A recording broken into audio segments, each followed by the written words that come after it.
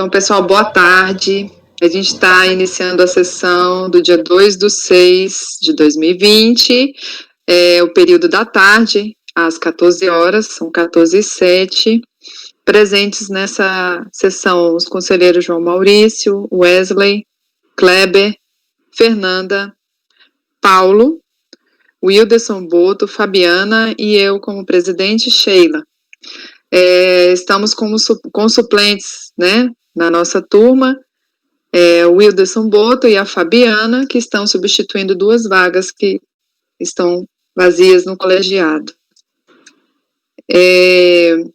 Vamos iniciar pelo item 52 da pauta, de relatoria do Kleber Ferreira Nunes Leite, mas inicialmente, só para constar, a gente teve pedido de sustentação oral do item 61, 89, 90 e 91.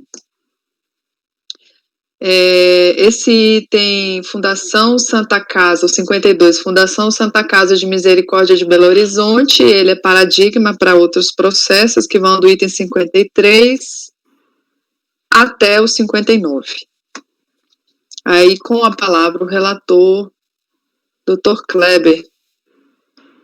Então, a gente não vai perder muito tempo com esse processo, que na realidade se trata de pagamento cooperativo, né, o inciso 4º do artigo 22 da Lei 8.212. Então, esse hospital contratava cooperativas, não declarava e não recolhia os 15%, né, a empresa quem pagava, calcular 15% da nota fiscal e recolhia. Então, ela não fazia isso, o auditor foi lá, levantou o auto-infração, que depois o artigo 4º o inciso 4 do inciso 22 foi declarado inconstitucional, e eu estou dando provimento aqui ao recurso.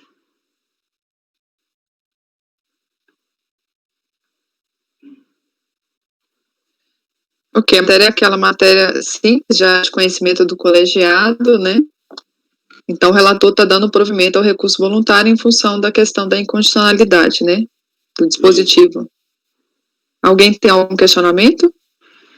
Podemos submeter à votação? Como vota, doutor João? Acompanho. Doutor Wesley? Acompanho. Doutor Kleber? Doutora Fernanda? Acompanho. Doutor Paulo? Acompanho. Doutor Boto? Acompanho. Doutora Fabiana? Também acompanho. Eu também acompanho. Então, por unanimidade de votos, acordam os membros do colegiado, por unanimidade de votos, em dar provimento ao recurso. Quais são os números da pauta que estão nesse paradigma aí? Estão aqui no meu nome, né? Os 52. 52, o dele é o 52, né? Aí vai ser do 53, pelo que eu estou vendo aqui, até o 59. Aí retorna com 60. Que foi retirado de pauta, aí vai para o 61, que tem sustentação oral. Deixa eu só copiar o resultado desse.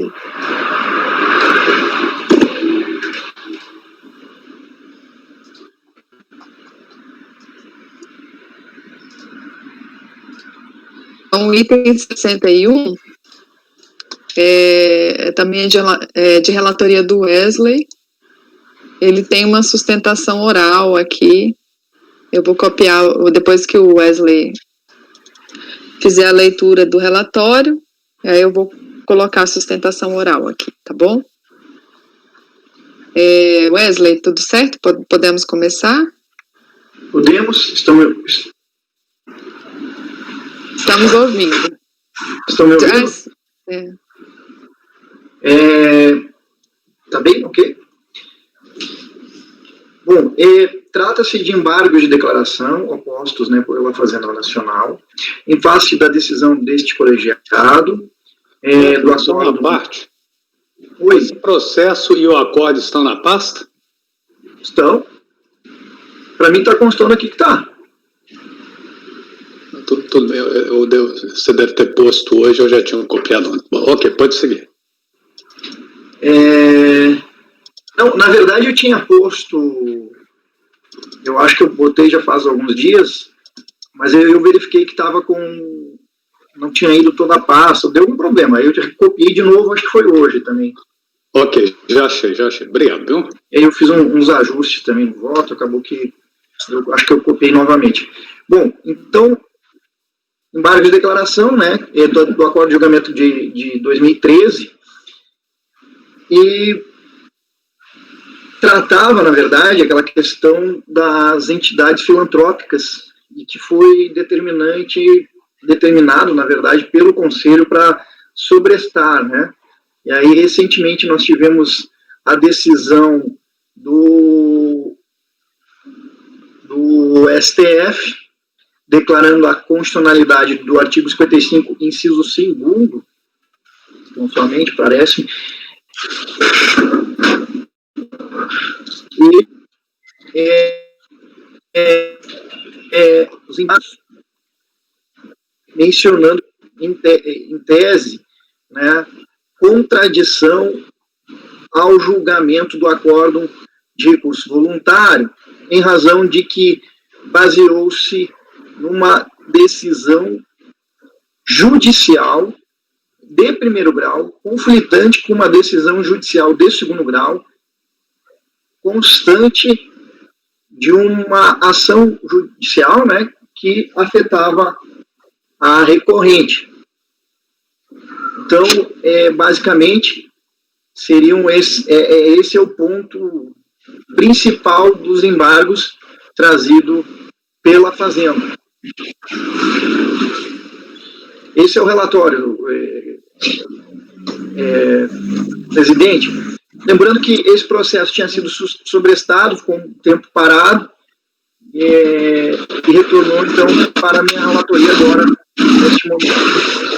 E aí, para finalizar também, houve uma juntada de uma petição da contribuinte, recentemente, numa espécie de memoriais. É o relatório, presidente. Eu vou pedir para o pessoal silenciar os microfones para a gente iniciar o vídeo da sustentação oral.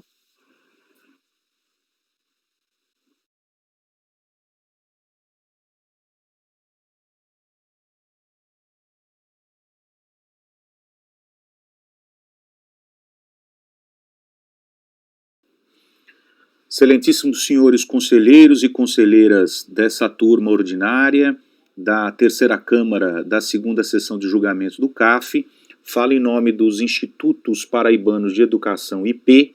Eu me chamo Marcelo Vaik Pugliese, OAB-PB 11158. Na verdade, falo em nome da contribuinte hora embargada nos autos do processo 14.751.720015/2012/51. A instituição contribuinte, hora embargada, opõe-se, na verdade, à posição da Fazenda Nacional, que ao apresentar esses embargos de declaração, tenta, na verdade, inicialmente, revolver matéria que já foi amplamente discutida no âmbito desta douta turma, e que, por unanimidade, afastou todos os argumentos trazidos pela Fazenda Nacional quando do julgamento do recurso apresentado pela instituição contribuinte. Então, o primeiro argumento que se traz aqui para apreciação de vossas excelências é o argumento do não conhecimento dos embargos de declaração. E por que do não conhecimento dos embargos de declaração? Porque este acórdão, ora recorrido, enfrentou todas, absolutamente todas as questões, todos os fatos e matérias jurídicas suscitadas por ambas as partes, leia-se, contribuinte e Fazenda Nacional. Então, portanto, não há nenhuma obscuridade, nenhuma contradição, nenhuma omissão, tampouco dúvida a ser dirimida ou sanada nesta oportunidade. Então, o não conhecimento dos embargos de declaração, ora opostos pela Fazenda Nacional, reforça, na verdade, a integridade, a inteireza do acórdão desta douta turma que, repita-se, por unanimidade, deu razão ao contribuinte e afastou, portanto, a validade daquele auto de infração lançado contra a instituição ora embargada. Se Vossas Excelências entenderem por vencer a matéria referente ao conhecimento dos embargos de declaração, melhor sorte não assistirá a Fazenda Nacional no enfrentamento do mérito. E explica-se por que não há, portanto, a necessidade de conhecimento e muito menos ainda do provimento dos embargos de declaração. E por que, Excelências? Porque a decisão recorrida, ela enfrentou de maneira muito clara, muito evidente, que o auto de infração, que nós estamos falando aqui de contribuições previdenciárias, então, portanto, todo o fundamento desse auto de infração baseou-se na suposta incidência, no caso concreto, das regras contidas lá para a filantropia, para o gozo da imunidade tributária e previdenciária, daquelas regras contidas lá no artigo 55 da Lei 8.212 de 91. E o que acontece na hipótese concreta, no caso dos autos? O contribuinte, a instituição contribuinte, detém até hoje decisão transitada em julgado que afastou as regras que foram criadas incorretamente, de forma inconstitucional, pelo artigo 55 da Lei 8.212.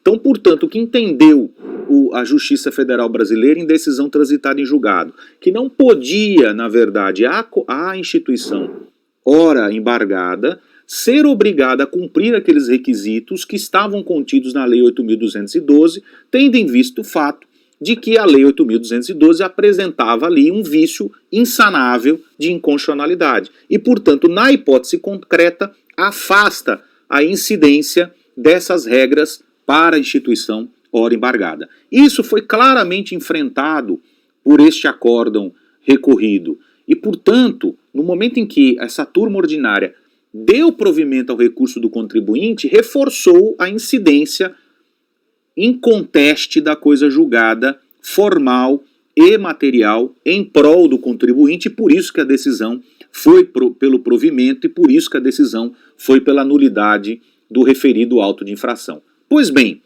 além deste argumento, que a Fazenda Nacional não conseguiu suplantar no âmbito do primeiro julgamento, de maneira muito clara, é óbvio que não, porque não poderia fazê-lo, e por isso que essa douta turma ordinária enfrentou isso por unanimidade, há um argumento a mais agora, que aí vai a derrubar por completo qualquer fumaça de possibilidade de questionamento desses, e eventual provimento desses embargos de declaração. Porque recentemente, o próprio Supremo Tribunal Federal, em análise de caso de repercussão geral, especificamente nos autos do recurso extraordinário 566-622, recentemente, julgou não só pela primeira oportunidade, mas como também reforçou no mérito a inconstitucionalidade do artigo 55 da Lei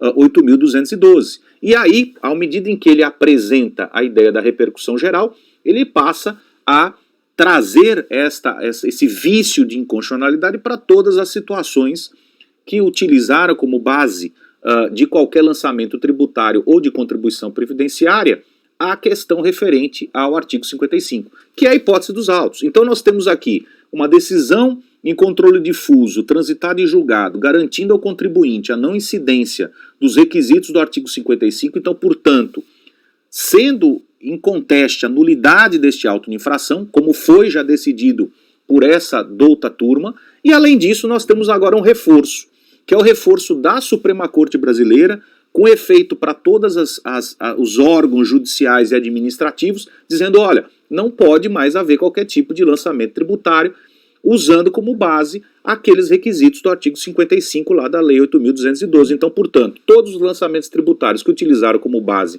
esses requisitos não podem mais valer no nosso sistema jurídico nacional. Então, portanto, com essas considerações, reforçando a não aceitabilidade desse embargo de declaração, porque não há, repito, omissão, contradição, obscuridade ou dúvida, no mérito, esses embargos também precisam ser rechaçados de toda inteireza, em toda a sua profundidade. Então, portanto, pede-se espera o não conhecimento dos embargos e, subsidiariamente, o desprovimento integral do presente recurso de embargo de declaração, mantendo-se incólume, intacta, a decisão desta douta turma que deu provimento na integralidade ao recurso da instituição contribuinte. Muito obrigado.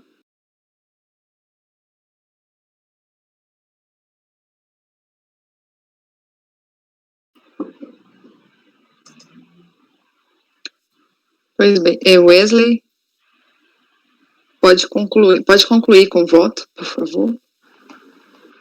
Tá, ok. Então, nós temos aqui duas questões. Primeiro, análise pura e simples dos embargos de declaração, que é uma alegação da Fazenda de que estaria o acordo com uma contradição, e aí, se restar vencido nessa questão, eu trouxe um pouco mais abaixo algumas argumentações na linha, inclusive da parte de cima, porque a matéria ela é basicamente a mesma, né? Então, questão da contradição e a questão do mérito, porém, em efeitos e circunstâncias diferentes, tá? Passo, então, a analisar os embargos.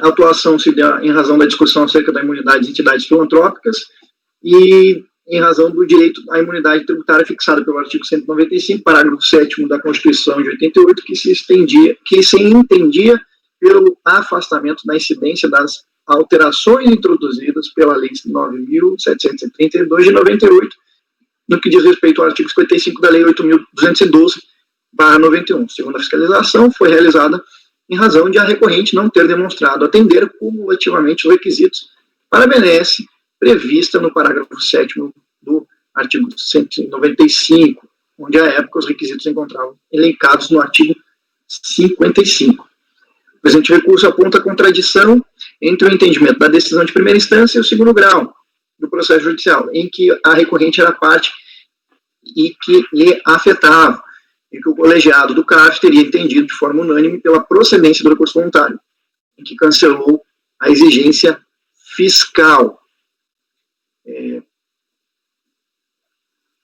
Pois bem, no presente caso, o ponto do auto de lançamento é a isenção da contribuição previdenciária parte patronal, SAT, RAT e terceiros em face ao não reconhecimento da isenção da recorrente, por esta, segundo a fiscalização, ter remunerado seus diretores, considerando a autuação como indevida a declaração de INGEFIM. O erro ou contradição apontado pela Fazenda relaciona-se à delimitação ao alcance do conteúdo da norma jurídica individual e concreta criada pelo Poder Judiciário no âmbito do processo número 2082, LX, que está submetido à coisa julgada formal e material. Segundo o embargante, o acordo embargado deu provimento ao recurso voluntário com base no fundamento de que o lançamento desrespeitou decisão judicial transitada em julgado, relatada pelo TRF, a qual declarou a inconstitucionalidade do artigo 55 da Lei 8.212, tanto na sua redação original quanto na sua alteração em 98. Todavia, a decisão judicial mencionada no acordo afastou apenas a incidência das alterações trazidas pela Lei 9.732 de 98, no artigo 55 da 8.212. Mantendo a disposição do artigo 55 em sua redação. Assim, passo a reproduzir a sentença judicial citada pela Fazenda em sede de primeira e segunda instância. Aqui, a gente analisa, então, a possível contradição. Sentença e o seu dispositivo, na verdade. Isto posto com base no CPC, declaro, incidente, entretanto, a inconstitucionalidade do artigo 55, 8.212, tanto na redação original, quanto que foi atribuída pela Lei 9.732. Declaro os institutos paraibanos de educação desobrigados a contribuir para a Seguridade Social, por estarem acobertados pela imunidade prevista no artigo 195 lá da Constituição. E confirmou os efeitos da liminar. Pois bem, aqui, então, entra o dispositivo que a Fazenda teria entendido que poderia estar em contradição no acordo. E aí, a decisão de segunda instância do TRF. O voto e dispositivo. No presente caso, a documentação acostada inicial demonstra será autora a sociedade civil constituída para fins filantrópicos, declarada entidade de utilidade pública pelo decreto 7.122 de 82 e lei estadual, cita número ali, e pela lei municipal também, estando registrada no Conselho Nacional de Assistência Social, conforme a folha 77, com certificado de entidades de fins filantrópicos deferido pelo referido Conselho Nacional, o que motiva a confirmação da sentença de primeiro grau para assegurar a apelado o direito à imunidade tributária fixada pelo artigo 195. Então decide a turma que, por unanimidade, rejeita a preliminar e negar o provimento às apelações, remessa obrigatória para dos termos do relatório.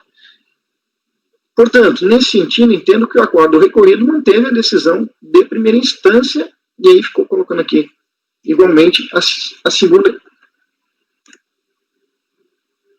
manteve decisão de primeira instância e segunda instância judicial.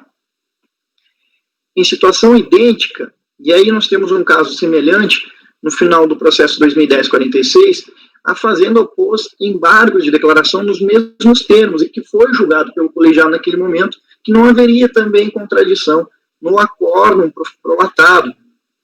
E aí eu transcrevo aqui as razões e fundamentações que eu achei que, como o caso era idêntico e semelhante, é interessante para que fosse colocado nas razões argumentativas aqui, para afastar a possível contradição.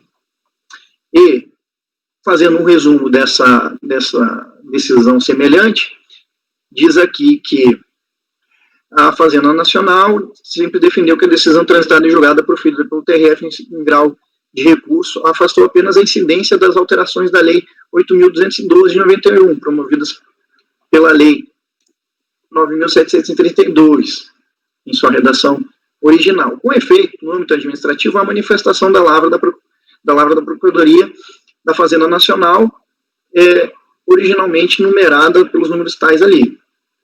Salvo o melhor juízo, o acordo, não obstante, tenha negado o provimento às alegações, restabeleceu a observância do artigo 55 em sua redação original, afastando apenas as alterações introduzidas pela Lei 9.732.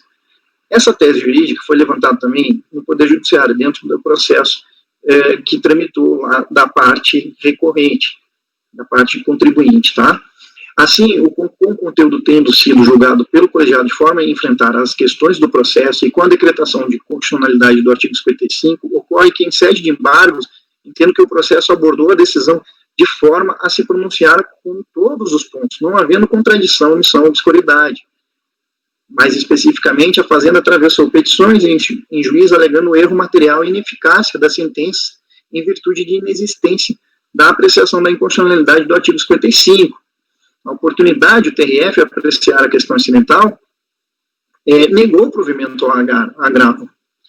Nesse ponto, é elucidativo o voto do relator desembargador, e aí traz ali as manifestações e clareza da decisão do TRF.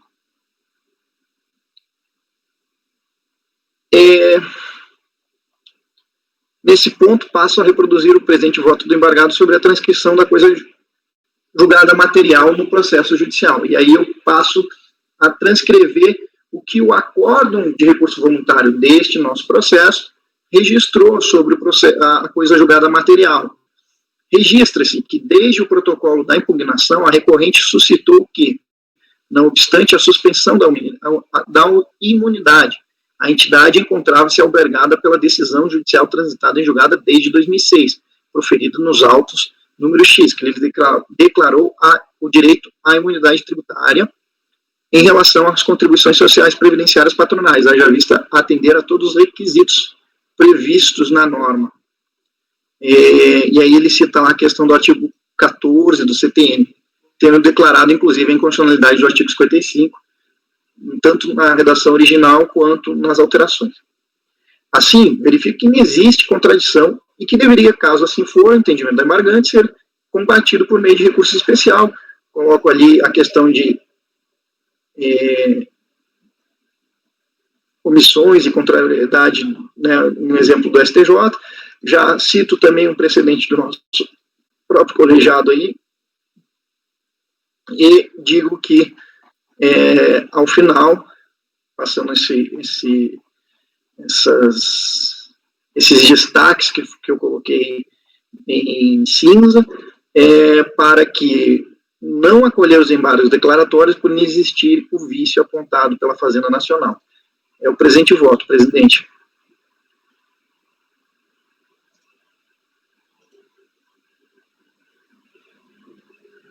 Algum questionamento? Alguém gostaria de fazer algum comentário, doutor João? Sim, só um instante. Enquanto o João procura ali, eu vou só tecer algumas questões que eu fiz questão de ler todo o voto, porque o que eu compreendi foi que a Fazenda, mesmo com a decisão transitada e julgada favorável à contribuinte, ela suscitou lá a possibilidade de, quando das alterações da norma, haver uma constitucionalidade. Na verdade, penso eu, até para tentar salvar o lançamento, né?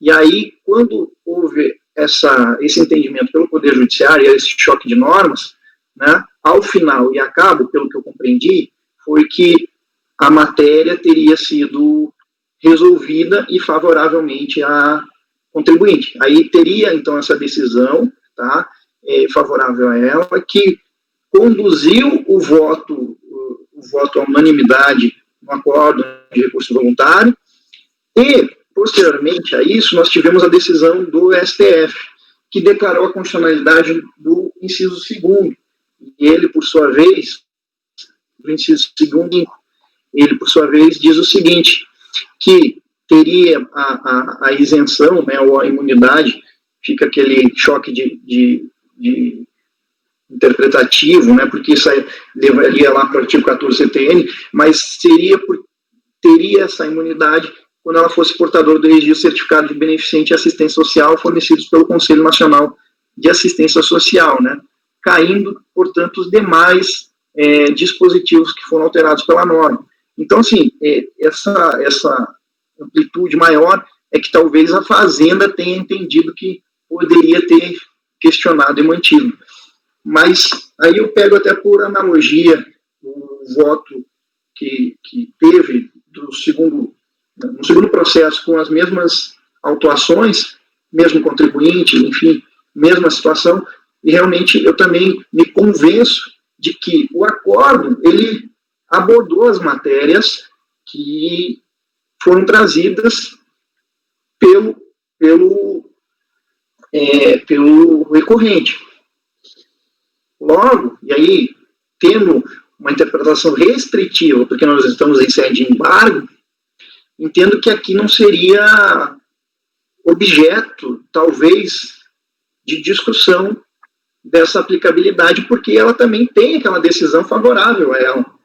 Então, assim, não sei se estaríamos avançando também sobre uma decisão judicial, se acatarmos uma contradição, do meu ponto de vista, que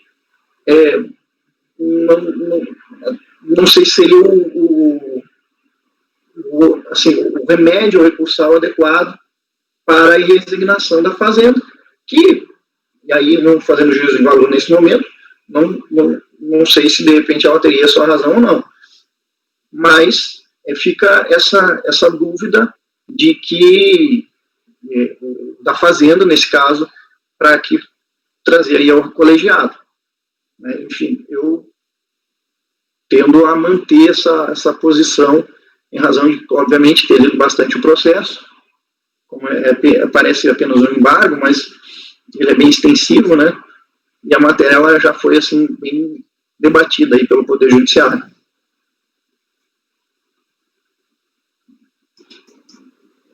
Posso falar? Sim. Bom, é uma matéria importante, porque ela tem diferentes nuances. Vamos tratar aqui dos embargos, primeiro em relação à admissão dos embargos, aí, doutor Wesley. O seu voto ficou muito bom, porque o senhor se manifestou nos dois sentidos, de não admitir ou se admitir, rejeitar. Eu vejo, primeiramente, que é o caso de admissão. Eu estou lendo os embargos da Fazenda e o que ocorreu? O acórdão, ele decidiu pelo provimento com base numa decisão judicial do TRF que teria transitado em julgado e que suportaria essa conclusão do acórdão. Aí a embargante diz, não, peraí, a decisão existe e a decisão transitou em julgado, mas ela não suporta a sua conclusão. Então eu vejo sim a contradição. Há uma contradição entre os fundamentos do acórdão e a conclusão do acórdão. O acórdão concluiu que, por causa da decisão do TRF, que teria declarado a inconstitucionalidade do artigo 55, deveria prover o recurso. Aí o embargante diz, não, peraí, mas essa decisão do TRF não declarou isso. Ela declarou a inconstitucionalidade do artigo 55 na sua redação original. Ou seja, essa declaração de inconstitucionalidade dessa decisão em que se fundou a turma no acórdão não se referia à nova redação. A nova redação do artigo 55, dada pela Lei 9.732. Daí o ponto levantado pela embargante, eu concordo, está contraditório. O que diz a decisão é o artigo 55, na sua redação original, é inconstitucional. Isso é a decisão que transitou em julgado do TRF. Não vamos confundir, que daqui a pouco a gente vai falar de uma decisão do STF. Então o TRF disse, olha, a redação original de 55 não pode ser aplicada porque ela é inconstitucional. Isso no controle de constitucionalidade de força. O colegiado aplicou, só que o caso dos autos não é a redação original de 55, é a redação modificada pela 9732. Então, está correto e embargante, há uma contradição interna no acordo entre fundamento e conclusão. Portanto, eu entendo, como está no seu, digamos, no seu segundo voto, doutor Wesley, eu entendo que tem que receber, tem que admitir os embargos, tem que recebê-los. Eu percebo essa contradição. Pois é, eu fiquei na dúvida, João, porque eu também tinha ido por esse caminho, mas ali, colacionando a decisão de primeira e segunda instância, ali na página 5, tem a sentença de primeira instância, ok, e a decisão de segunda instância, no finalzinho, ela fala exatamente isso ali, ó. O que motiva a confirmação da sentença de primeiro grau para assegurar apelado o direito à imunidade fixada no artigo 195, afastando a incidência, aí está afastando a incidência das alterações trazidas pela 9732/98, no artigo 55. Eu entendi que, ao afastar, ela também está afastando das duas normas. Foi isso que eu acho que, inclusive, que levou o acórdão de julgamento do recurso voluntário a interpretar da mesma maneira. E aí eu vejo que me parece que há uma tentativa, talvez até da própria Fazenda, de dizer, não, olha, só foi da redação original. Aqui ela afastou as alterações das introduções pela Lei 9.732. Eu vejo mais como uma interpretação. E aí, do meu ponto de vista, para mim o acórdão foi claro, porque ele trouxe o dispositivo, ele diz, olha, eu estou com os dois dispositivos e eu decidi isso, exatamente como eu entendi. Não acho que esse finalzinho aqui possa trazer a contradição para o acordo de recurso voluntário, mas é uma posição, óbvio. Eu entendo, eu discordo, eu acho que traz a contradição, por quê? Por duas razões, por três razões. A primeira razão reporta a ocasião do lançamento. Essa decisão era conhecida da autoridade lançadora. Então, quando ela fez o lançamento, justamente porque o lançamento se baseou na nova redação, porque já sabia da decisão que a empresa tinha em seu favor, que condenava a redação original com vício de inconstitucionalidade, já tinha esse conhecimento. Esse é o primeiro ponto. O segundo ponto, a decisão a do TRF, do segundo grau, ela é clara ao dizer o seguinte, é inconstitucional o artigo 55. E também afasto a aplicação da lei nova, 9732. Veja só que não afastou a 9732 em razão de inconstitucionalidade, mas porque entendeu o TRF que não eram exigíveis os requisitos. A redação original afastou claramente por vício de inconstitucionalidade, mas a redação nova simplesmente achou que não era o caso de aplicar a lei.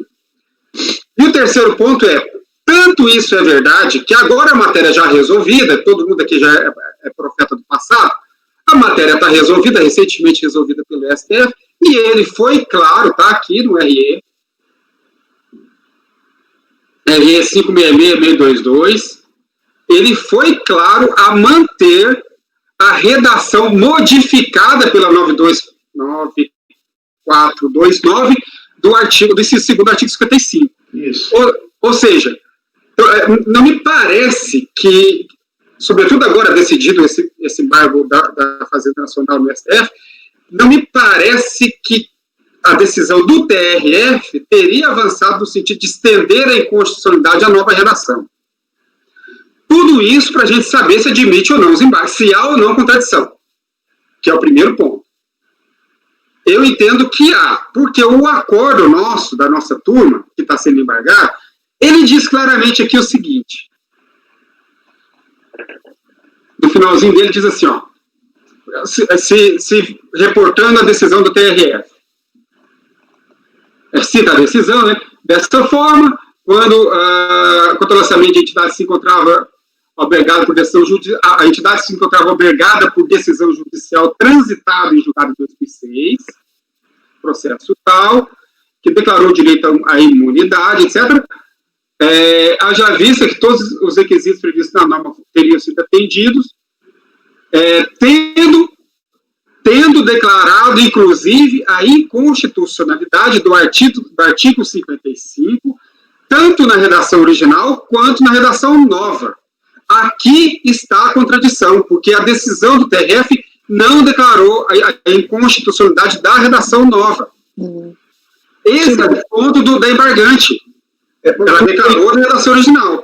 Tudo bem, ela pode não ter declarado, mas eu entendi que ela afastou a aplicabilidade da norma. Foi isso que eu entendi.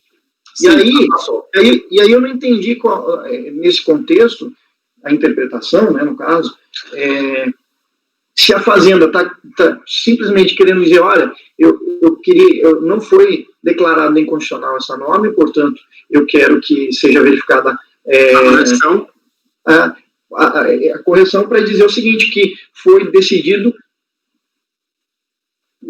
a questão, foi decidido o colegiado para afastar a incidência da norma. Então, é exatamente isso que a Fazenda está querendo, é isso?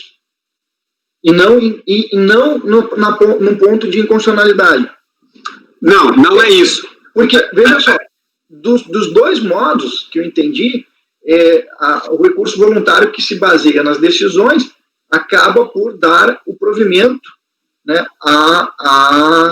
ao recurso voluntário, de forma unânime. Sim. Inclusive o colegiado anterior, que esses dois votos, esses dois processos que tramitaram aí, me parece que, inclusive, foi do mesmo relator, eu acho, né, nos mesmos termos, basicamente as mesmas coisas. Mesmo lançamento, de repente, só um detalhe diferente. Mas, basicamente, é a mesma situação. E aí, pelo que eu entendi, o colegiado também compreendeu que não haveria essa contradição, né? Agora, claro que a sua explicação e fundamentação também tem um determinado sentido. E, no meu ponto de vista, vai mais pela interpretação. Não tem dúvida, pelo que está no nosso acordo, o embargado, que o colegiado atendeu ao que estava na então decisão do TRF.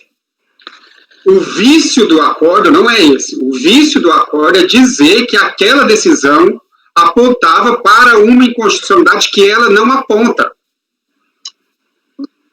A decisão afastou a aplicação da redação nova, mas não por inconstitucionalidade. Esse ponto é importante porque, se forem admitidos os embargos, a gente passa a discussão se a nova redação... A pergunta seguinte, uma vez admitidos os embargos, é: o contribuinte atendeu o inciso 2º do artigo 55 da Lei 8.212, porque esse inciso, ele foi declarado nos embargos da Fazenda no STF absolutamente constitucional. Foi o único dos incisos que foi mantido pelo STF. Os demais todos foram tidos por inconstitucionais. Não sei se o doutor Wesley concorda comigo nessa interpretação. O único inciso mantido pelo STF como constitucional foi o inciso 2º do artigo 55. Então, se a gente admitir os embargos, a gente vai ter que discutir essa contradição. Se admitir é porque a gente percebe que tem contradição. E vai ter que analisar a decisão do STF para saber se ela se aplica a esse contribuinte. Pois é, e aí se o requisito desatendido foi o do inciso 2º ou foi outro. Não, exato. Aí o auto de infração é pelo inciso 4º, o que caiu do STF, por isso que foi pautado, né, pela decisão. A princípio, ele tem o indicativo do inciso 4º, e não do inciso 2, que foi mantido. Então, os demais incisos teriam caído, e, enfim, acaba que vai dar um resultado semelhante. Mas, obviamente, que nós temos que superar a questão aí, muito bem levantada por você, porque é um objeto ali que a Fazenda tenta clarear, né, já faz algum tempo, e não só nesse processo. Doutor Paulo queria falar. Doutor Paulo? Ok, eu só queria saber se nós temos esse acordo aqui da 2ª instância nos autos. Está no relatório fiscal, doutor Paulo, na página... Não, tá só tem a transcrição toda no relatório? Tem a transcrição no relatório. Nesse caso aqui, deste processo, pelo que eu percebi, eles não juntaram todas as decisões, justamente porque eu acho que o outro ele estava mais completo, né? Mas esse aí está no relatório. Acho que tu tentou procurar nos documentos, né? Nos documentos não estão tudo no relatório. Então ela já fez o lançamento com base nessas informações do processo judicial, justamente para evitar a decadência, né? Porque vai que a empresa, obviamente, perde o processo e aí, enfim. A justiça confirmou que a empresa era imune, é isso? Sim. Ela confirmou. Teve alguma discussão? Teve algum momento? Estou te perguntando até porque eu tenho um semelhante acerca da imunidade. Teve algum posicionamento da DRJ no sentido de que porque isso foi a única coisa que me gera dúvida no meu, eu estou até antecipando, porque senão a gente vai ter essa mesma discussão. Teve algum argumento da DRJ no sentido de que, ainda que fosse imune, não afastaria a incidência das contribuições previdenciárias, porque não havia previsão de que as contribuições estariam no rol dos impostos, né, digamos assim. Então, não seria. Esse foi um dos argumentos que se utilizaram, que mesmo que dissesse que era imune, queria suspendeu por conta da determinação judicial também, então ficou suspenso o processo, mas o argumento utilizado para a DRJ foi esse, para manter o lançamento. E aí a sua pergunta é? Se foi utilizado o argumento, esse tipo de argumento pela Receita, de que ainda que a empresa gozasse da imunidade, que fosse reconhecida que ela era imune, haveria lançamento, não haveria que se afastá-lo. Veja só, na verdade, ele está aplicando da fundamentação da presente exigência. No artigo 55, inciso 4º da Lei 8.212, tá? E aí cita o artigo 29 também do outro período. Em suma, a imunidade pretendida pelo contribuinte foi afastada pela fiscalização por conta da verificação de desatendimento, de possíveis desatendimentos no caso de condições essenciais ao gozo do benefício. Foi esse o lançamento. Tá? Não teve outra fundamentação. Ou seja, a fundamentação foi porque ela não tem direito à imunidade, né? Não, na verdade não foi isso. Ela teria perdido um dos requisitos para ter o direito à imunidade. É isso que ela perdeu, então, beleza. Não, vamos lá. Ela perdeu na visão da Receita.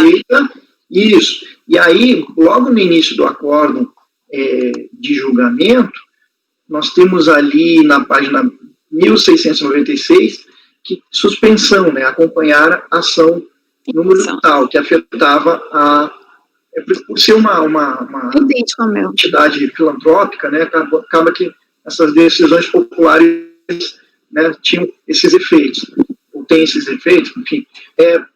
A princípio é isso, ela teria, no entendimento da Fazenda, em algum momento descumprido um dos requisitos. E aí a decisão judicial ratificou que ela era imune? Que ela era imune, que ela, a princípio... E aí agora você está voltando ao processo. Pois é, mas exatamente. E aí é mais ou menos o que o João vem falando. Pois bem, olha, a decisão judicial disse que ela é imune.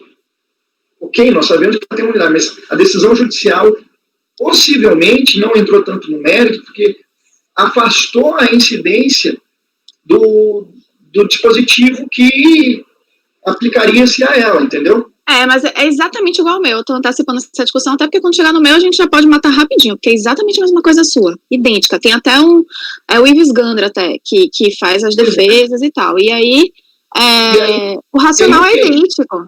Eu entendo que mesmo que, porque assim, eu fui e voltei várias vezes nisso, tá? Que eu estava muito indecisa. Eu até falei rapidamente com a Sheila no momento de intervalo, trocando ideias sobre dúvidas. Eu fiquei muito indo e voltando. Só que eu entendo que, assim, não foi objeto de discussão judicial se devia ou não, né, as contribuições sociais. O que foi objeto de discussão judicial é se ela era imune, se ela tinha o direito à imunidade ou não. E, por via de consequência, uma empresa que é reconhecida, pelo menos na minha opinião, uma empresa que ela tem um reconhecimento, né, inclusive judicial, além de outros, porque tem um tal de um carimbo, você tem que ter um tal de um registro e tal, se a empresa tem tudo isso, e ainda o reconhecimento judicial transitado e julgado pela STF, de que ela goza da imunidade, eu entendo que a não aplicação das contribuições sociais, o afastamento delas é consequência. Então, esse é o meu entendimento. Doutor João queria falar. Deixa eu só esclarecer uma coisa, Fernanda. A questão das decisões judiciais, as que eu tenho visto na matéria, tem várias, inclusive essa própria aqui do STF, que agora é o paradigma da repercussão geral, ela não entra no mérito se a entidade é imune ou não. Não é isso que é a decisão. Não foi essa a insurgência dos contribuintes. A insurgência dos contribuintes é os requisitos para caracterizar uma entidade como imune ou não. Poderiam ser previstos em lei ordinária ou deveriam ser previstos em lei complementar? A questão é essa. Veja só que não se trata de uma decisão judicial que analisou a situação específica de um contribuinte e disse, esse contribuinte é imune. Não é isso. A decisão diz, olha, não poderia ser exigido por lei complementar, por lei ordinária. E isso foi que, de fato, acabou por prevalecer no entendimento do STF, então agora não se discute mais, exceto quanto a um único requisito, que é o requisito do inciso 2º do artigo 55, que é ter um certificado específico lá de reconhecimento. Então, ao fim e ao cabo, depois de tantos anos de discussão, ficou assim, se a entidade cumpre aquele requisito, ela tem direito à imunidade. Então, que é o caso. É o caso. Parece que é o caso, pelo que o Dr. Bessa falou. Parece que é o caso. Mas, o caso dele é semelhante ao meu. O que a gente tem que olhar, analisar o processo, é se o motivo de, digamos assim, desenquadramento da entidade como imune se deu no inciso 2º do artigo 55. Porque se foi, essa matéria foi declarada constitucional. Só esse requisito. Então, se esse foi o superdano do lançamento, o lançamento, ao meu ver, deverá ser mantido. Agora, o doutor está dizendo que neste caso não foi o inciso 4º, que é remuneração de diretor, não poder remunerar diretores, etc. É isso mesmo, doutor? Exatamente, houve uma certa confusão em relação a isso, e me parece que a lei agora de 2016 já permite, né, a remuneração de diretor nessas entidades, se eu não me engano. Mas... agora tem lei complementar. Pela lei complementar, mas justamente por causa disso, mas eu até vou pegar aqui a página de... Mas se tem uma lei ordinária, se por um acaso, ao longo da decisão judicial, né, em que pese possa ser que na conclusão não tem, mas em diversos momentos, ao afastar, ao, por exemplo, ratificar, que deveria ser, por exemplo, em lei complementar, tá? É uma conclusão lógica, né, pelo menos na leitura, eu não li todo, né, mas pelo que eu li, me parece uma conclusão lógica de que se está afastado da aplicação da lei ordinária, e a empresa só precisa do formulário, até me esqueci, o registro, né? Então, ela tem o direito à imunidade. Então, por via de consequências, tem direito à imunidade e tem que ser afastado do lançamento. Eu vou para mim, é uma cadeia.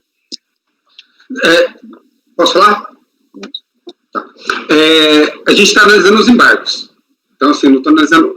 A tese que se discute é essa. Mas nesse caso aqui, nos embargos, é o seguinte. Ele tinha uma decisão judicial, não é uma decisão que dizia, você é imune, é uma decisão que dizia, o artigo 55 é inconstitucional e afasta-se a aplicação da redação nova. Mas não se afastou na decisão, e essa é a minha interpretação, pelo vício de inconstitucionalidade. Não foi essa a razão do afastamento. A decisão teve dois aspectos. O primeiro aspecto foi considerar, no controle incidental de constitucionalidade, inconstitucional o artigo 55 na redação original. Além disso, afastar a lei que atribuiu a redação nova. Mas não por inconstitucionalidade. Bom, dito isso, entendo que houve contradição. Tem que admitir os embargos. Analisando, portanto, os embargos, vou para a segunda etapa. Esse vício foi o do inciso segundo? Segundo o Dr. Wesley, não foi. Então, a gente tem, na minha opinião, tem que admitir os embargos e aplicar a decisão do STF nesse RE 566. Bom, o RE que está aqui, depois eu passo o número. Aí para afastar, é isso que está querendo dizer, é isso? Exatamente.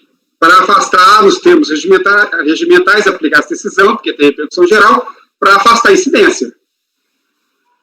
Entendi. Isso é importante, não é tão simples a matéria, porque há vários fundamentos diferentes que podem desenquadrar uma entidade da condição de imune. Sim. Um deles é válido. Um deles é constitucional. E aí eu estou tentando até localizar aqui no auto de infração a fundamentação, né, para poder que nós possamos votar com recebe. Mas aí, enquanto eu procuro aqui, a gente decide se a gente recebe. Doutora Wesley, aqui na folha 40 do relatório fiscal, o item, eu acho que é 14 ou 1.4. Isso. Fala aqui, ó, conforme restará demonstrado ao período acima mencionado que caracteriza o descumprimento do requisito necessário ao gozo de isenção. Aí ele fala que previsto no parágrafo 7º do artigo 195 da Constituição, no artigo 55, inciso 4 da Lei 8.212, período 12 de 2 de 2009 a 29 de 11 de 2009, e o inciso 1º do artigo 29 da Lei 12.101 de 2009, período 30 de 11 de 2009 a 31 de 5 de 2010. Que é a mesma conclusão, né? É isso aí. Quem quiser ler com mais calma... É o item 4, né? Item 1.4 na folha 40. Dá uma lidinha aí, ô João. Doutor Boto queria falar. E tem a folha 45 que ele descreve ali os fundadores associados lá que recebiam lá, os diretores, no caso. Doutor Presidente, pelo que eu estou entendendo aqui, eu nessa mesma visão do doutor João. Por quê? Eu acho que analisar agora, prima facie, se conhece ou não os embargos. Então, eu acho que agora a deles tem que ser nesse sentido. Ultrapassado pelo conhecimento, aí eu acho que a senhora matou a questão. Por quê? A fundamentação legal, ela tem base no inciso 4º, que é inconstitucional. Sim. Na verdade, eu estava analisando, doutor Boto, por conta da questão do valor do processo, que é um valor bem alto, senão a gente nem avançava na discussão, se não fosse o caso de aplicar a questão do STF mesmo, né? Não, mas aí no caso está me parecendo que sim, né? Porque esse inciso aí que você leu, ele já foi declarado em Constituição. Isso. E aí o entendimento do João se revigora porque o inciso 2, ele então não se aplica o inciso 2. Eu acho que é a questão de definir primeiro a questão do conhecimento e decidir o mérito dos embargos, né? A minha preocupação de olhar era porque senão a gente nem decidiria os embargos, né? Absolutamente nada. Porque se não fosse o caso de aplicar a questão do STF, ele nem deveria estar na pauta, entendeu? Se a gente entender, porque ele é objeto de uma sessão presencial. Perfeito. Eu também fiquei com essa dúvida, viu, Sheila, mas aí a gente vai para frente, vai para trás e volta para a decisão da STF. A gente... Doutor João? Doutor João quer falar? Como é que é essa história aí de sessão presencial? Porque o requisito... Valor acima de 1 milhão, né? O valor é muito acima de 1 milhão, é 10 milhões. Ele só foi pautado porque ele se enquadraria na questão da súmula. Isso, ele estava suspenso. A súmula. Do súmula, na questão do STF, do repetitivo. Tem o repetitivo e súmula que a gente tem que indicar. Aí ele é pautado pelo valor abaixo de 1 milhão e por ser súmula ou ação judicial repetitiva, tanto do STF quanto do STJ. Não, mas é o caso. É isso que eu estou falando, que eu fui buscar o inciso para saber se era o caso, né? Sim. Porque senão a gente nem avançaria na discussão mais dos embargos, né? Não, mas até eu acho que pois é, isso que eu tô dizendo. Ser retirado de pauta. Isso. Não, desculpa, é o caso de manter na pauta. É o caso de uma vez que é porque o Boto falou que a gente poderia discutir antes a admissibilidade, aí eu falei para ele que eu comentei em relação ao inciso 4, que eu fui olhar, porque senão seria o caso da gente nem discutir, né? Sim. A admissibilidade ou não dos embargos, a gente simplesmente ia tirar de pauta. Não, por quê? Se não fosse o caso de aplicar a questão do STF, né? Qual seria o caso de não aplicar a questão do STF? Se fosse inciso 2, né? Não, pelo contrário, aí aplicaria também. Porque aplicaria, né? Porque olha o que a decisão diz, a decisão do STF. Ela começa dizendo assim, ó, assentar a constitucionalidade do artigo 55, inciso 2, da lei tal. Quer dizer, eu posso aplicar a decisão para reconhecer a exigência do inciso segundo e para reconhecer a inexigência dos demais. Okay. De todo jeito se aplica a decisão. De todo jeito a gente vai discutir o processo, é verdade. Eu concordo com o João, porque que nem eu fiquei na dúvida, será que eu vou para frente, vai para trás, entendeu? Aí vamos pautar, e aí acaba que uma hora ou outra vai ter que aplicar a decisão do STF, entendeu? Então, doutor Wesley, você vai manter então a questão de não acolher os embargos? Assim, não vai mudar, acolhe, fica mais fácil o dispositivo. A gente vai... Acolhe, ele vai ganhar mesmo. Meu Deus, velho. Mas aí o voto, tá pronto. Se tu me ajudar num parágrafo, eu mudo. Todo mundo ajuda. Eu ajudo, tá escrito nos embargos aqui o parágrafo da contradição. Tá bom, então eu pelo princípio do colegiado, né? Facilita. Eu vou então acolher a contradição e aplicar, então. Eu vou dar o voto dos dois votos. O voto vai ser acolher a contradição e... Exato. E rejeitar. E no mérito, rejeitar os embargos em razão da decisão do STF que teve pronúncia ali em relação... Aí eu posso dizer que houve a inconstitucionalidade dos incisos, salvo o inciso segundo. Aí, não sei, isso. O senhor tem que dizer isso, porque esse, na verdade, vai ser o fundamento da decisão, né? O nosso. Quer dizer, o que eu estou votando é para aplicar exatamente essa decisão. Tá, então eu vou ir nessa toada aí. Ok. Então, como vota, doutor João? Bom, eu voto, acompanho o relator para admitir os embargos e rejeitá-los nos termos do repetitivo do STF, no RE 566622. Então tá. Doutor Kleber. Põe o relator. Doutora Fernanda. Acompanha o relator. Doutor Paulo. Acompanho o relator. Doutor Boto. Com o relator. Doutora Fabiana. Acompanha também. Eu também acompanho. Então, vamos redigir aqui. Acordam os membros do colegiado, por unanimidade de votos, em admitir os embargos declaratórios. Tem sanando o vício apontado. Em sanando. O vício apontado. Vício apontado. Isso. Aplicar.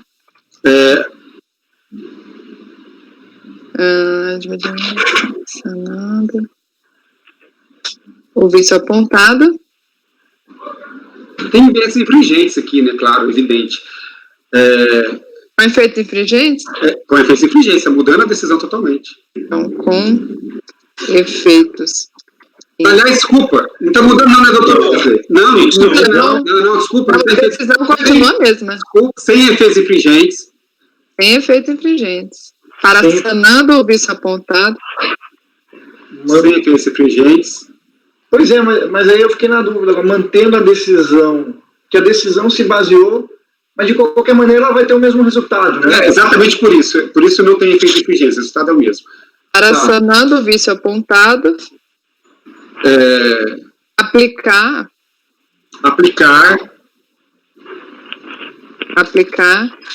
o RE, o entendimento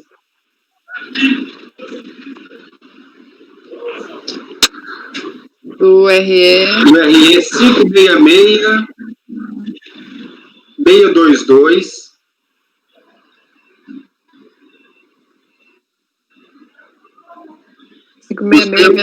Isso. Nos termos do artigo não sei o que do regimento, que acho que é 67. Vou olhar que depois eu coloco.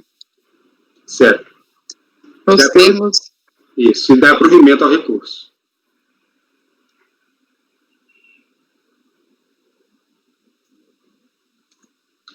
Veja que a gente está mudando totalmente a decisão, o fundamento da decisão. O resultado é o mesmo. Mas o fundamento está mudando.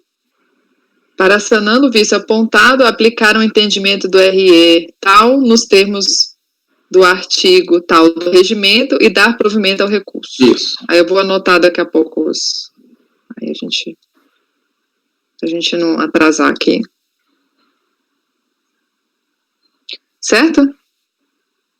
Podemos passar para o próximo? Dr. Kleber, Centro Universitário Franciscano. Item 62. A gente pode fazer esse e a gente dá um intervalo depois ou tá tranquilo? Tranquilo. Tranquilo, podemos... É só igual esse aí do Wesley. Mas é o seguinte, eu acabei de mudar o voto aqui.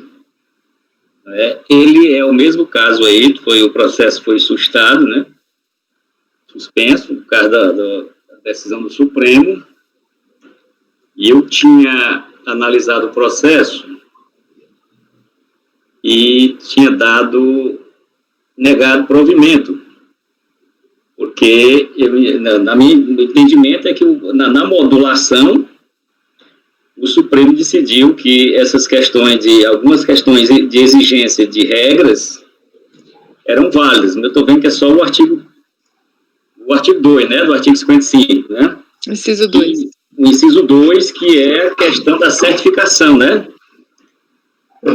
Da certificação. Aí, durante a discussão aí, eu olhei todo o processo aqui. Na realidade, esse processo é um pedido de restituição, né? É diferente não é uma auto-infração, alguma coisa, porque esse centro, quando na vigência do artigo 55, ele recolheu como empresa normal, passou a recolher porque depois da vigência do artigo 55, ele não tinha alguma das qualificações e passou a recolher como normal. Aí depois veio a ADIM, como chamam agora, né? Então ele reconhecendo, entendendo que não era devido, começou a fazer as compensações do que ele pagou como empresa normal, começou a fazer compensações e pediu autorização à Receita, ele fez as compensações normais e esqueceu de fazer a correção, né, pela Selic. Tem um crédito aqui de 200 e poucos mil reais de Selic, e ele pediu autorização para compensar ou para a Receita restituir. Na agência foi negado, exatamente porque disse que ainda estava em julgamento a ação direta de inconstitucionalidade.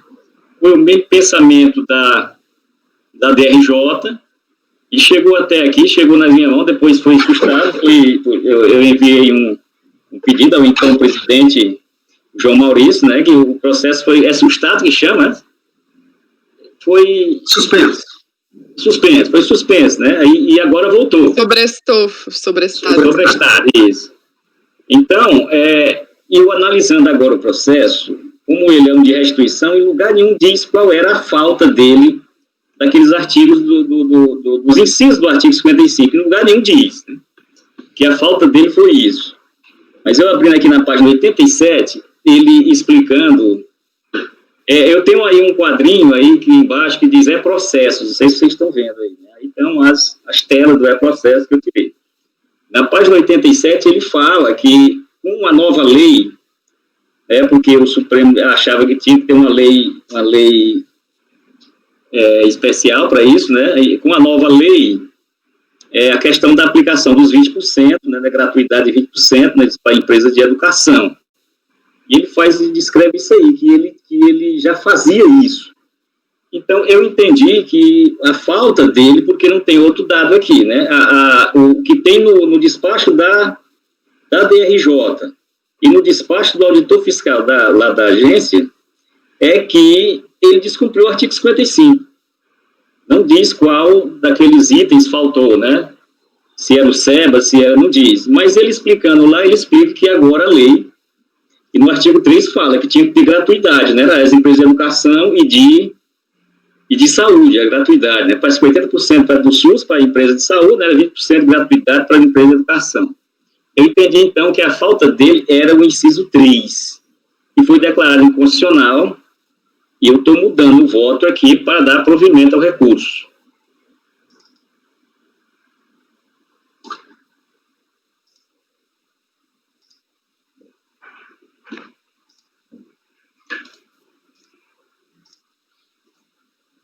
O processo dele está onde, doutor Kleber? Nos meus processos tem uma caixinha lá embaixo, processo, né?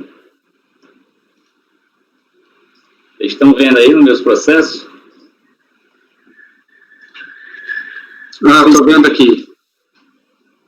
Processo 62. Na página 87, ele explicando que já está aplicando os 20%, porque no processo não tem em lugar nenhum isso, só diz que foi o descumprimento do artigo 55 que estava sendo declarado inconstitucional. Como era uma restituição, não tinha questão de o fiscal dizendo porque lançou, teve esse problema aí, mas eu entendi que o descumprimento dele foi o artigo 3º. Eu entendi agora, né? E estou dando provimento ao recurso. Porque foi, o artigo 3º foi declarado inconstitucional, né? O inciso 3º do artigo 55.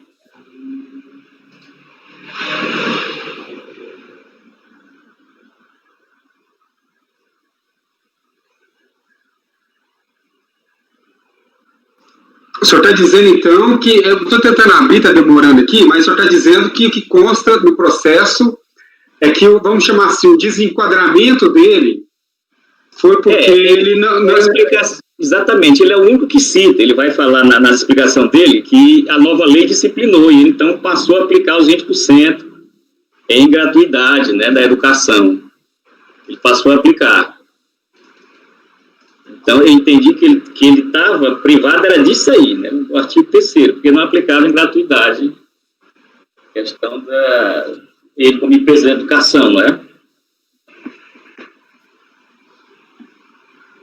E no processo mesmo você não vai achar porque é que ele foi excluído, só diz o artigo 55 declarado inconstitucional. Muito estranho.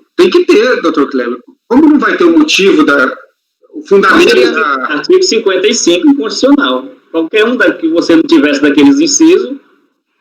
Seria o caso de encaminhar para a diligência? É isso que eu estou vendo aqui. Só, deixa eu ver se abre aqui.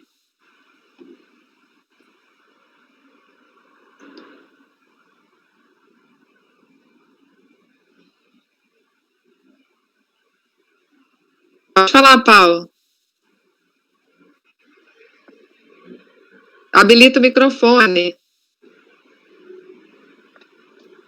É só para sugerir para o Kleber, na próxima sessão, colocar os PDFs com antecedência, porque é muito difícil baixar no dia, entendeu?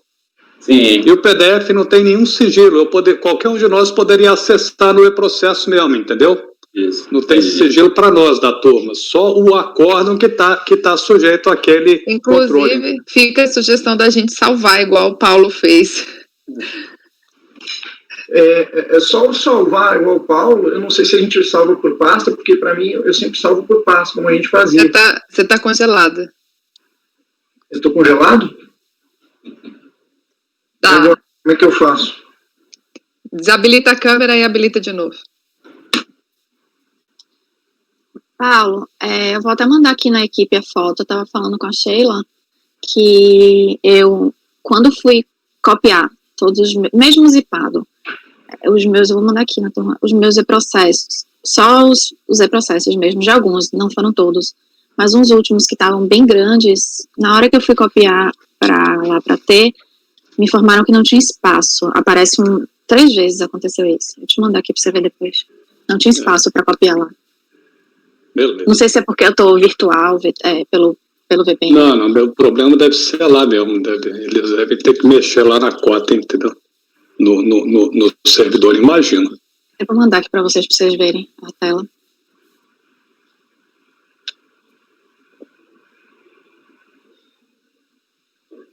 Eu ainda estou tentando achar aqui no processo, Sheila, porque eu entendo o seguinte, aqui a gente está falando de um recurso voluntário, né, doutor Kleber? Não é embargo.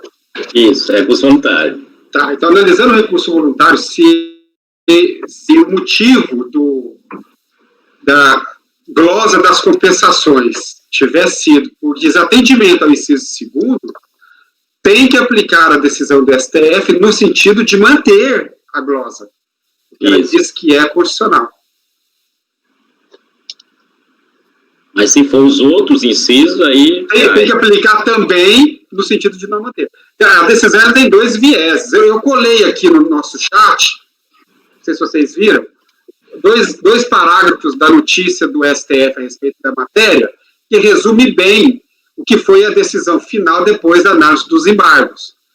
Os embargos esclareceram exatamente esse ponto, que a decisão tem 2 vieses, de manter a exigência do inciso 2º e de excluir as demais exigências. Então, qualquer que seja a situação, a gente aplica o entendimento do STF para manter ou para excluir, conforme seja o processo. No caso, eu estou aplicando para excluir, para cancelar a glosa.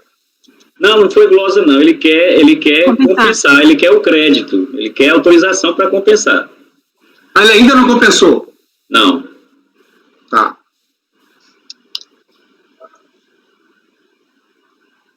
É no relatório que vê esse inciso, porque eu já adianto o meu, porque o meu dei tudo de acordo com a decisão do STF. Onde é que vê o inciso? É lá no relatório? No relatório fiscal e no fundamento. Você vai na fundamentação do lançamento, fundamentação legal do lançamento, tem lá todos os dispositivos de lei infringidos. Então tem que ter lá o inciso 2º da lei 8.212. Pois é, esse meu, como não é uma auto-infração... O campo leva é diferente. Em lugar nenhum é dito. Na agência diz que ele não cumpriu o artigo 55, só diz isso, né? E na DRJ também. A DIN não tinha sido julgada ainda do artigo 55. Tá acabando de salvar aqui, só um instante. Ainda tá baixando esse negócio. Tá, meu filho. Eu vou botar esse cedo agora. De Teresina para cá demora. Eu estou acessando sem baixar, cada página para descer aqui demora 30 segundos. Mas por isso eu estou salvando o local, que é mais rápido.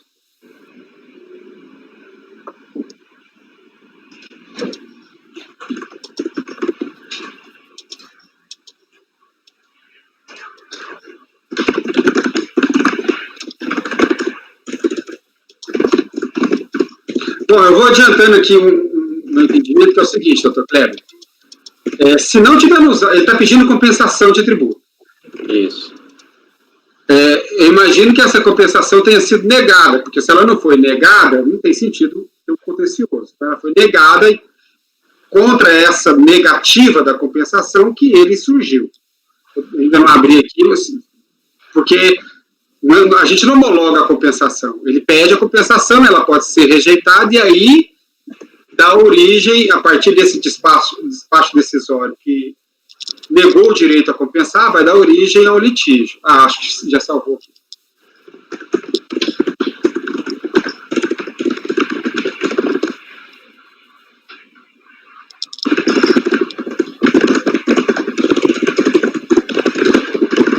É isso, minha gente. Acho que o Wesley tem que fechar o microfone. Caminhão passando aí. Aqui? Não, Tava um barulho na tua janelinha. Acho que era o teclado, não era caminhão. É uma máquina digitando. Entendi.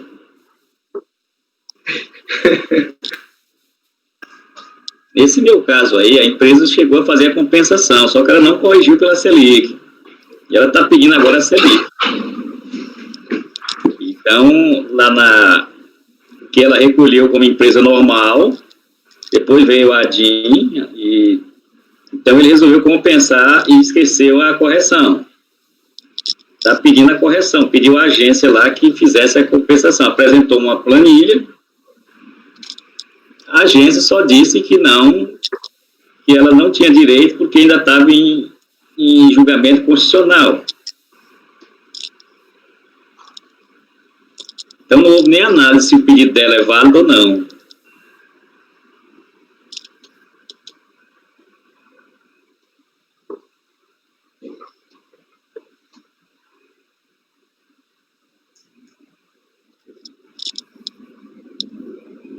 Aqui no recurso ele fala que é o inciso 3º. Fala? Eu acho que sim. Foi a minha conclusão também. Ele fala em 20% de gratuidade,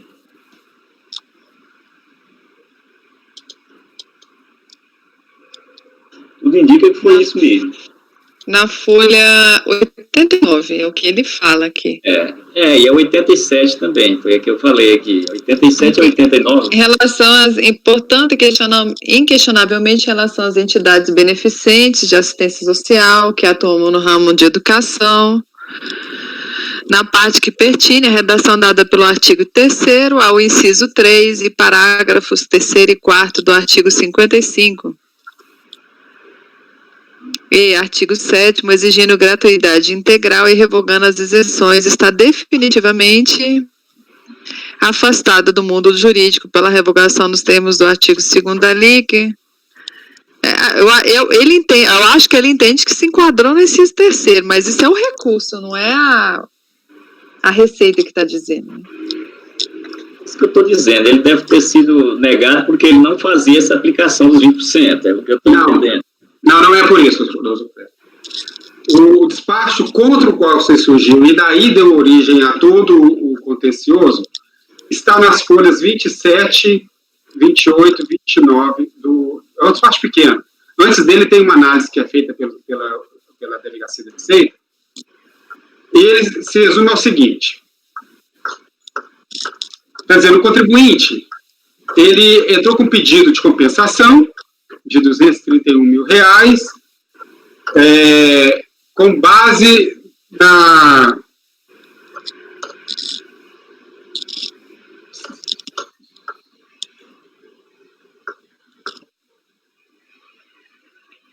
Mas não tem aqui o fundamento da compensação dele.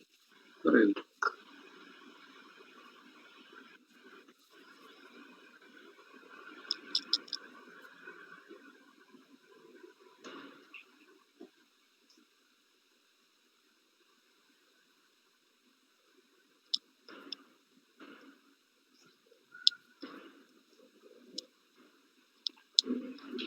Sim, ele havia pago, aí ele pede a compensação, ele pede a compensação de 231 mil, dado a decisão que teria sido proferida na ADIM 2028.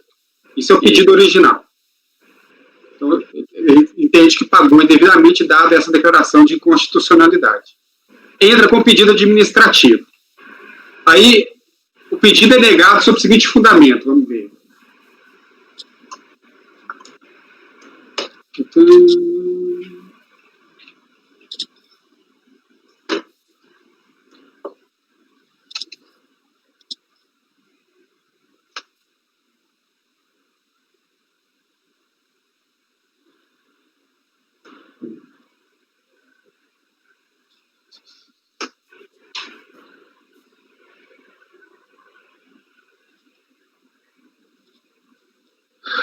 Até a data da decisão, não havia, a tal ação de inconstitucionalidade não havia sido julgada, por isso foi negado. Está dizendo, o acompanhamento processual da referida ação, que ele está se fundamentando para alegar ter direito a essa compensação, o acompanhamento processual informa que, até a presente data, não foi prolatado o julgamento de mérito da matéria, quando então, se for o caso, a norma questionada será definitivamente retirada do mundo jurídico.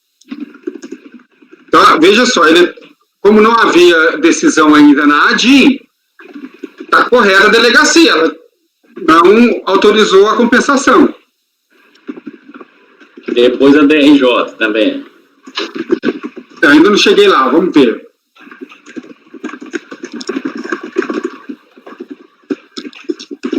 E ela ainda estende aqui na sua fundamentação original, dizendo o seguinte, olha, há uma súmula do STJ dizendo que é proibido, de fato é proibido, da antecipação de tutela para compensação de tributos.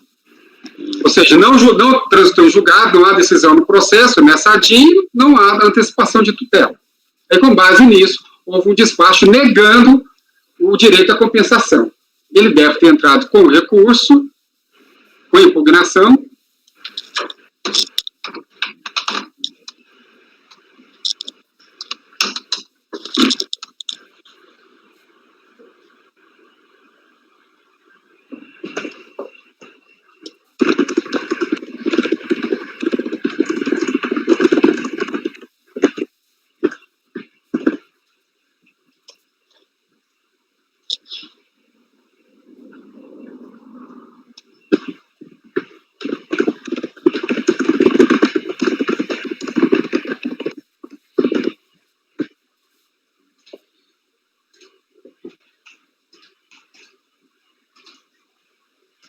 Deixa eu ver o que a DRJ disse.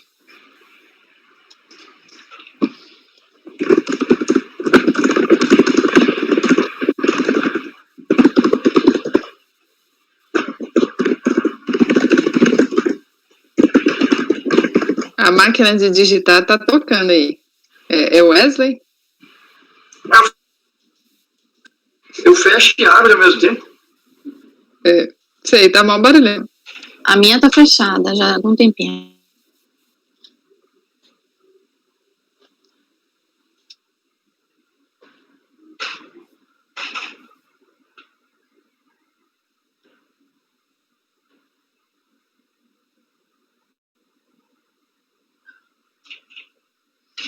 O que está dizendo a decisão? Que é o acordo contra o qual ele entrou com recurso que a gente está julgando. Está dizendo o seguinte, que a liminar daquela ação de inconstitucionalidade 2028 foi deferida em 14/7/99, suspendendo a eficácia do artigo 1º, na parte que alterou a redação do inciso 3º do artigo 55, e ainda acrescentou os parágrafos tais.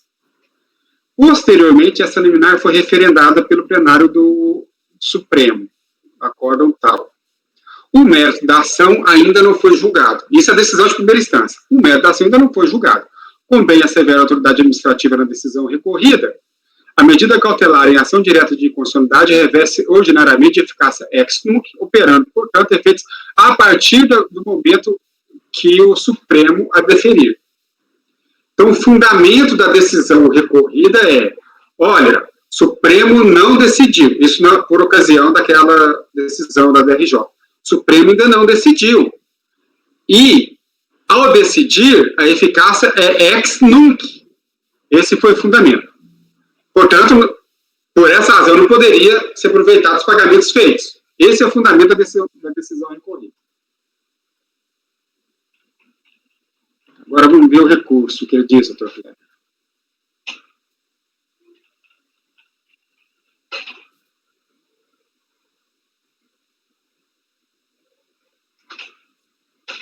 Recurso é onde tem a única pista.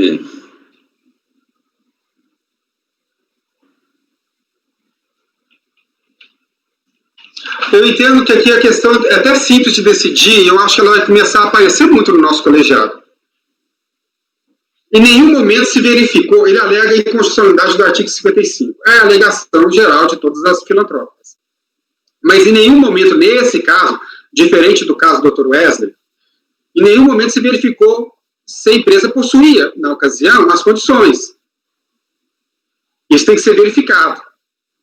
E quais são as condições? Hoje se resume a apenas uma, que é a do inciso 2º do artigo 65, que é a única que foi dada por constitucional. O meu entendimento é que a unidade tem que fazer nova análise do pedido de compensação, tendo em vista a decisão do Supremo, para verificar se ele se enquadrava nas condições de imunidade. Essa verificação nunca foi feita. E a gente sabe, pela decisão do Supremo, que a declaração de inconstitucionalidade do artigo 55 não contemplou o artigo inteiro. Manteve uma exceção. Então, meu entendimento, doutor Kleber, é que o processo deve retornar à unidade preparadora para que ela analise novamente o pedido de compensação, acho que é compensação ou é restituição? Acho que é compensação, né? Ela analise o pedido de compensação da peça vestibular com base na decisão do STF e verifique se há o cumprimento do inciso 2º do artigo 55, para que ele possa, então, usufruir do benefício da imunidade. Porque se não tiver, está correto o despacho que indeferiu. Não sei se todos estão me acompanhando. A questão nunca foi vista, tem que ser vista. E por que ela não foi vista? Porque ela não foi pedida. Ele entrou com um pedido de compensação dizendo, olha, eu sou uma empresa imune, paguei imposto, mas como eu sou imune, não devia ter pagado, então agora eu quero compensar. Tá bom, ele pode compensar se ele provar que na ocasião que ele pagou, ele realmente tinha essa imunidade. Ele vai poder compensar sem problemas. Mas isso tem que ser analisado sob essa ótica da decisão nova do STF. E a impressão que dá, inclusive, que não foi feita nenhuma análise de cálculo para saber se, porque desde o início o argumento é que é inconstitucional, mas não se analisou se era devido ou não aquela compensação em termos de valores também, né? Mas tem sentido. Tem sentido, porque a hora que fez a delegacia lá, quando analisou o pedido pela primeira vez, ele entra com um pedido dizendo que tem um crédito de 231 mil, sob o argumento de que, olha, isso é inconstitucional, eu sou filantrópica, não poderia me exigir. Então eu tenho esse crédito, vou compensar. Aí a resposta da delegacia foi, não, peraí, não tem decisão definitiva quanto à constitucionalidade, eu não posso deferir sua compensação. Quer dizer, realmente ela nem avançou no cálculo, nem tinha que avançar mesmo. Porque a matéria era antes do cálculo, que era se existia no ordenamento jurídico a possibilidade de imunidade para essa empresa ou não. Agora, eu entendo que a unidade terá que apreciar a existência dos requisitos, do requisito, que agora só sobrou um requisito. Se existia esse requisito na ocasião, deverá ser considerado imune e deverá fazer os cálculos para saber se o valor que vai ser compensado é o valor que ele está pedindo. Agora, se ele não cumpriu o inciso 2º, que é ter lá o certificado, se ele não cumpria isso à época, ou não provar que cumpria à época, ele também não terá direito à compensação. Porque isso não foi declarado inconstitucional.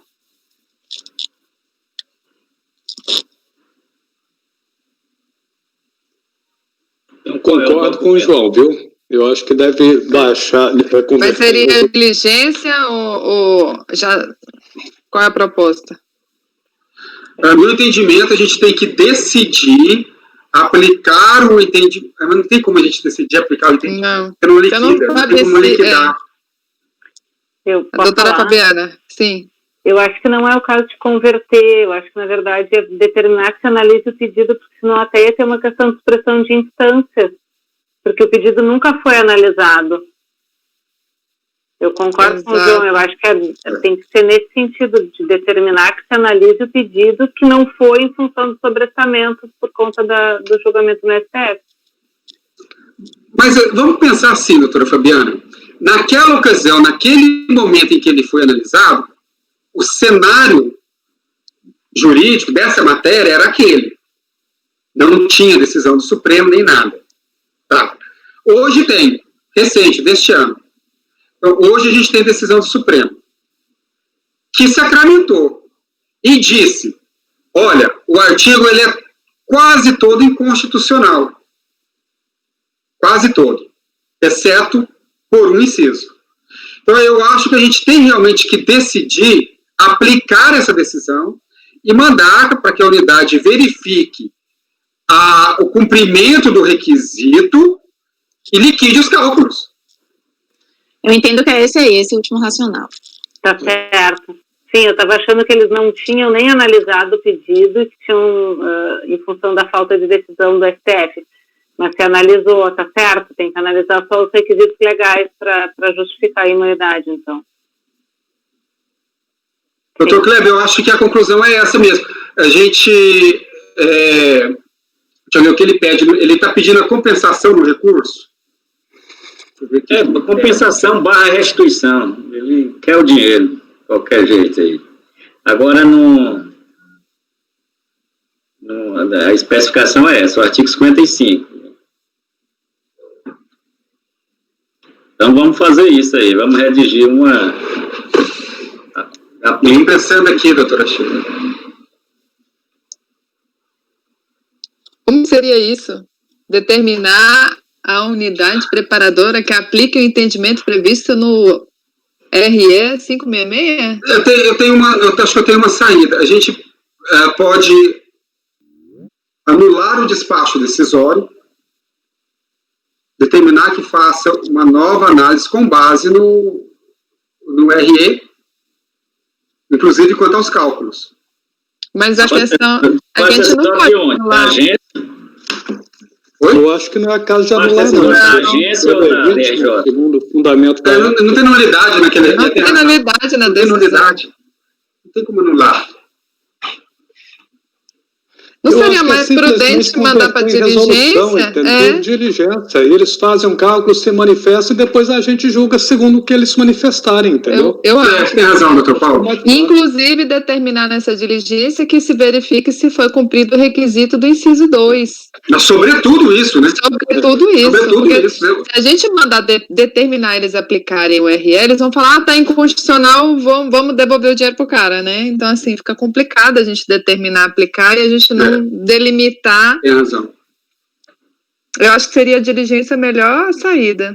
Tem razão, doutor Paulo. Converter em diligência para a unidade preparadora. Número 1, verifique se na ocasião em que os pagamentos foram realizados, o contribuinte atendia o inciso 2 do artigo 55. Isso é uma verificação que a unidade tem que fazer. E a outra, se ele atendia essa condição, porque se ele não atendia, não tem imunidade mesmo. Mas se ele atendia essa condição do inciso 2º, verificar se, apontar os valores efetivamente recolhidos, pagos.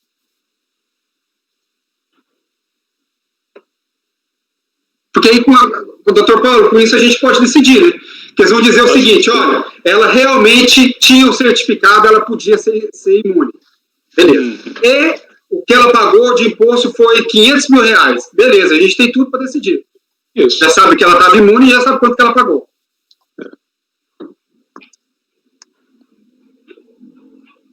Concorda, doutor Kleber? Concordo.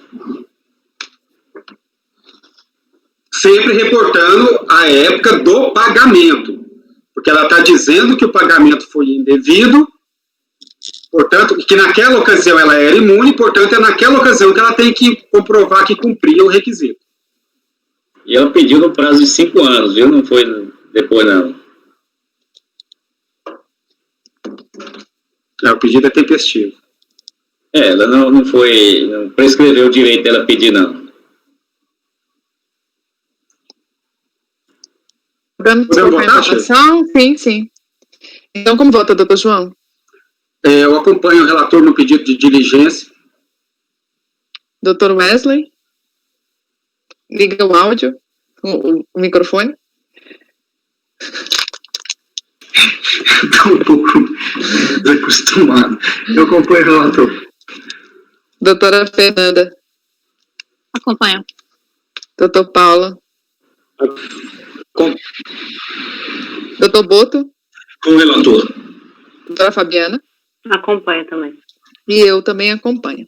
Então, resolvem os membros do colegiado, por unanimidade de votos, em converter o julgamento em diligência para que a unidade preparadora verifique se, na ocasião dos pagamentos realizados, o contribuinte atendia o requisito do inciso 2 do artigo 55 da Lei 8.212 e aponte, eu não lembro o que o doutor João tinha falado? Valores pagos. Microfone. Então, esse é e se ele atendia, é apenas se ele atendia. E em caso de atendimento, e caso atendido... Informar os valores efetivamente recolhidos. Ou informar os valores recolhidos no período em que atendia o requisito. Se ele atendia, no período que ele estava adquirido o requisito. Agora tem uma coisa, Sheila, é o requisito do inciso 2º, com a redação dada pela lei, como é que é? Deixa eu ver aqui, tem um termo aqui. Artigo 55 da Lei 8.212, com a redação. Espera que eu vou abrir aqui.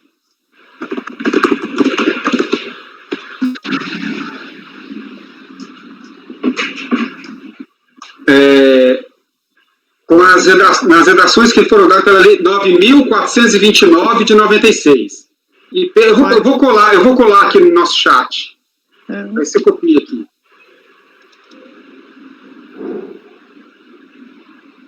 Essa é a parte declarada constitucional.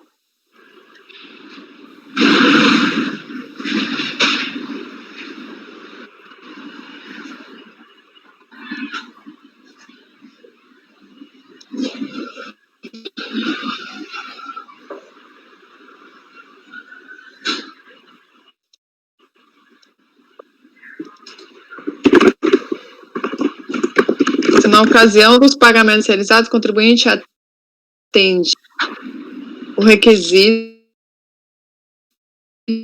2.5 da Lei 8.212/91, na redação original e nas redações que lhe foram dadas pelo artigo 5º da lei. Essa parte aí que você colocou no chat. Sim, essa parte que está no RE. Isso. Esse é o item 1. E o item 2 da diligência é que a unidade preparadora confirmados no período.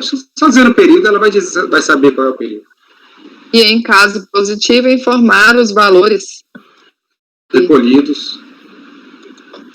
Informar os valores